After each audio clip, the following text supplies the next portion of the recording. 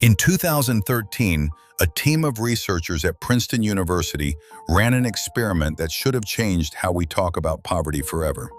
They gave a group of people a series of cognitive tests, the same tests used to measure IQ and executive function. Then they told half the group to imagine they just received an unexpected $1,500 car repair bill. The other half were told to imagine a small $150 bill.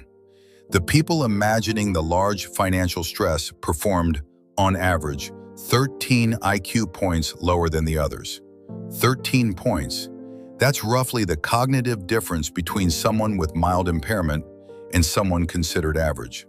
Not because they were less intelligent, because financial stress was consuming mental bandwidth they needed for everything else. This is where the conversation about wealth usually goes wrong.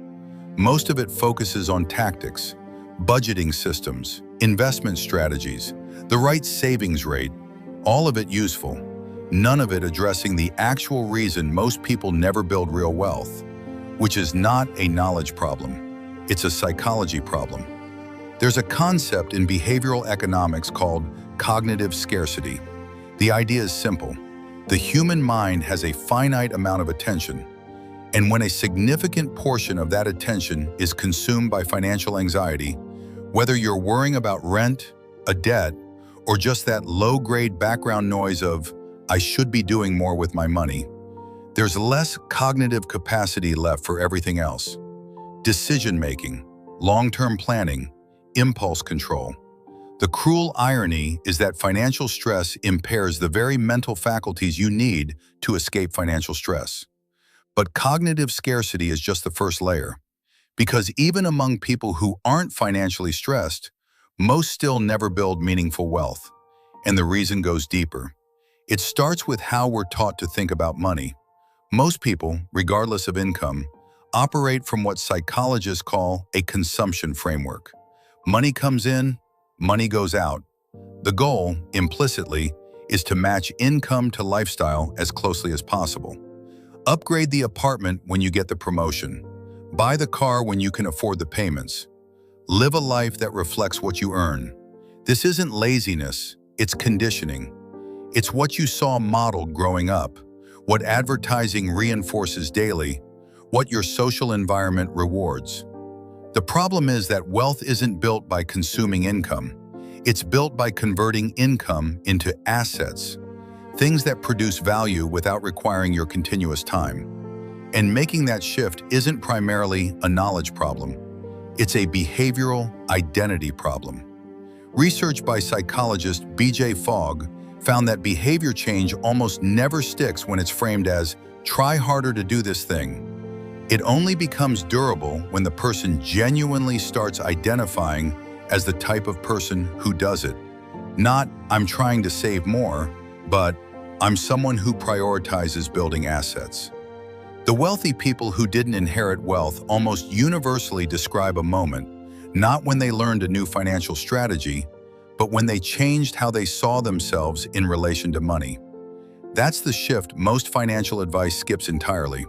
It doesn't tell you how to become someone who builds wealth. It tells you what to do. And what to do, without the identity supporting it, falls apart within weeks. Every time.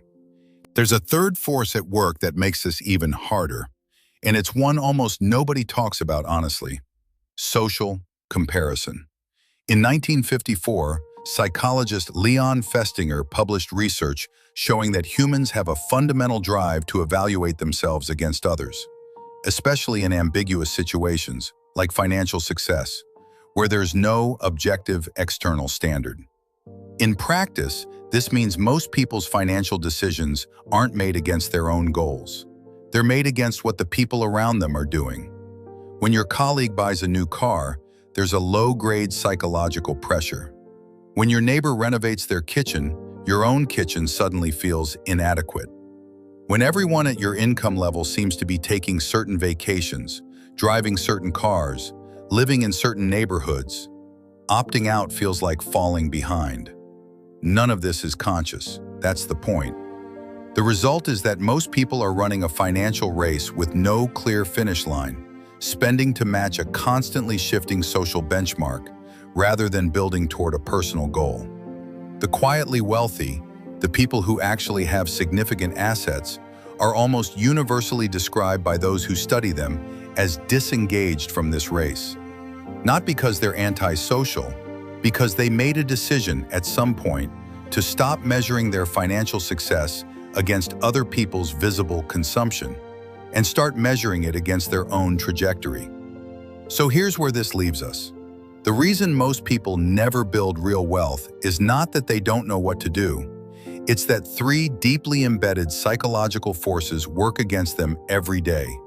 Cognitive scarcity that impairs financial thinking when stress is high, a consumption identity that makes spending feel natural and saving feel like deprivation, and social comparison that continuously redefines enough upward. Understanding these forces doesn't automatically neutralize them, but it changes the question. Instead of asking, "What financial strategy should I follow?" the more useful question is, "What kind of person do I need to become, and what environment do I need to build for the right financial behaviors to happen automatically?" That's the question the people who actually build wealth figured out how to answer, and it's what we'll be exploring from every angle on this channel. If you've ever felt like you know what you should be doing with money, but can't seem to actually do it, the next video is the one you need.